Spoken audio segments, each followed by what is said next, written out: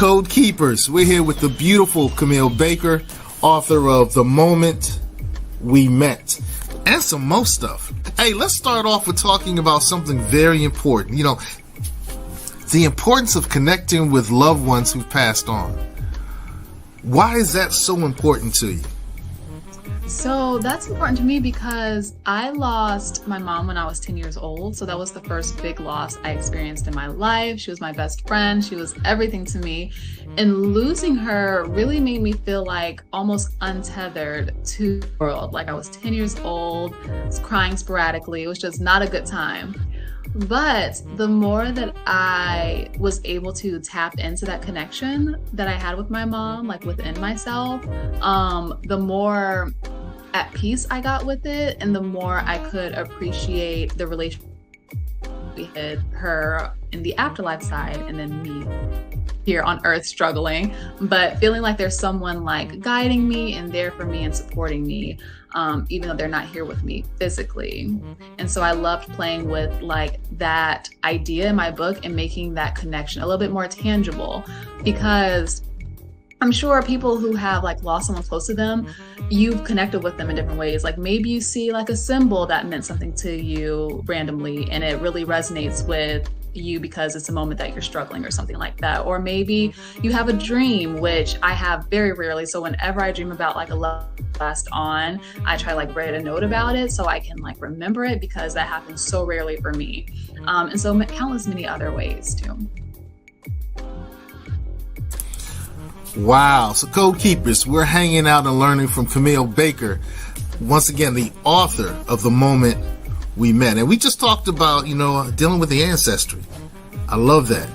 But, you know, the Get On Code show is all about empowerment. So, you know, this isn't the only book she has, Code Keepers. So you really want to check out her, you know, in music we call it discography. You might want to check out her library and find out all the other great books that she has. But, you know, in becoming a published author, there's had to be some tangible empowerment changes that have happened in your life. So, you know, what are some of the tangible changes that have happened since releasing this, you know, this library of great authorship? Yeah, so releasing like my first book a year ago and then this one just yesterday, it's definitely made me more aware of like people's perceptions of me, because a book is very personal. Like it's fiction, but there's pieces of yourself in everything I write, at least. And so you're sharing this with strangers, with even people you know, which sometimes can be scarier than sharing it with strangers. And being like perceived is a feeling. So I, with like becoming published, have really learned to talk to myself more and question myself and really get to know myself. And I think it makes my writing stronger because I have characters that do the same, and it helps me be more at peace with that perception coming in from absolute strangers and also from your loved ones. Intriguing. That's very intriguing. Grief is the thread that sews you back together again, or sews you back together. It changes you, but it also makes it possible for you to laugh again. This statement just really kind of resonated with me. Talk to us about that. Yeah, I'm looking at it like, whoa, it's a good quote, Camille.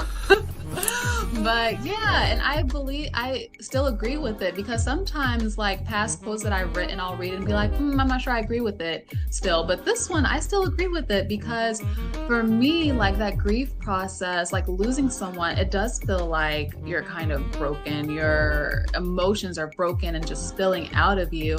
But that grief process of doing what you need to heal, maybe talking with people, maybe spending some time alone, like that's the grieving process. And really it continues forever. It happens in various ways, various forms. And so yeah, that's putting you back together again so you can move forward. And you are different than you were before losing someone that meant that much to you. But that grief and that connection with them that you still have helps you move forward. And I'm definitely a type of person that deals with sad things and upsetting things with laughter. So, hey, Code Keepers, you can go on to Amazon and pick up Have We Met and the current book, right? Yep. Okay. And The Moment We Met. And The Moment We Met. Both of them. Have We Met and The Moment We Met. And, you know, on your website. And, OSU? That's what's up. OHIO. Yeah, so I grew up in Columbus, Ohio, and almost went to OSU. Had planned to go to OSU, but my parents had other plans for me. They wanted me to get away from my high school girlfriend, so. Makes sense, but I feel like people who grew up in Columbus are like Buckeyes by being in that city. Absolutely. You know what?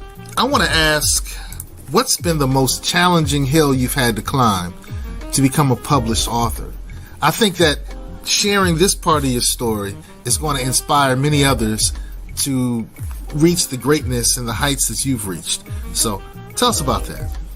So definitely my biggest challenge is the revising process. There are so many books I wrote over 10 years. It was like a decade-long process of me finally getting a book published. So in that decade, there were so many books that I started, and I would finish a first draft for most of them. Some of them got a half of a first draft, but for most of them, I would finish fine. But then when you read it, you realize what you have on page is not your vision. It's not, great yet. So that can be disheartening, and it can be frustrating trying how to fix a book when the answers aren't clear. And so you really have to work on it. And so that was definitely a challenge for me, figuring out how I best revise, figuring out how to listen to my writerly instincts and trust my gut while also trying to discover more about the characters.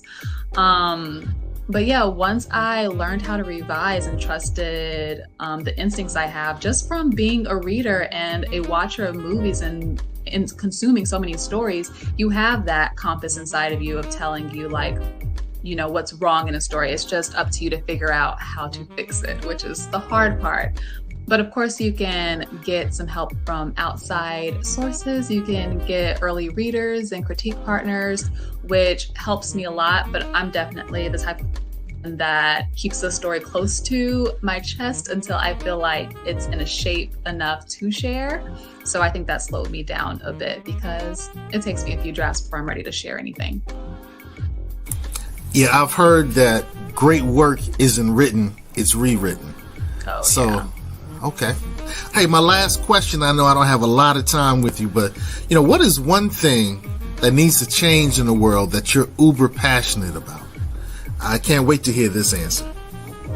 So one thing that needs to change in the world is people listening to people and their experiences and their stories, because I feel like the problems that are happening in this world are because people think they are the authority of everyone's experience, and that's not the case.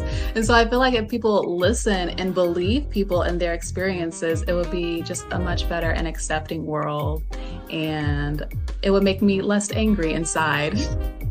So yeah, that's something I'm very passionate about. And in my books, I write super diverse worlds that show a whole range of characters and a whole range of lived experiences, because that's what I like to see. That's the world that I live in. And I just want to expose people to all the differences that we have and celebrate them. Yes, if you want to contact me or be in touch, you can check out my website, CamilleBaker.com. There's a contact form, and I do read messages. And you can also connect with me on social media. I'm on Instagram and Twitter the most, and also Goodreads if you care about what I'm reading and loving. Ashe. And once again, you can pick up her earlier book, and you can pick up her newest book and that upcoming book. I'm sure there's an upcoming book on Amazon or wherever you get good books, maybe your melanated bookstore. Do that. Code Keepers, stay on code. You know what we say. Get on code, share the code, teach the code, become the code. Our code is empowerment, knowledge. We love you. Camille, keep doing what you're doing, Queen. We support you, all right? Take care. Thank you so much. It was a pleasure.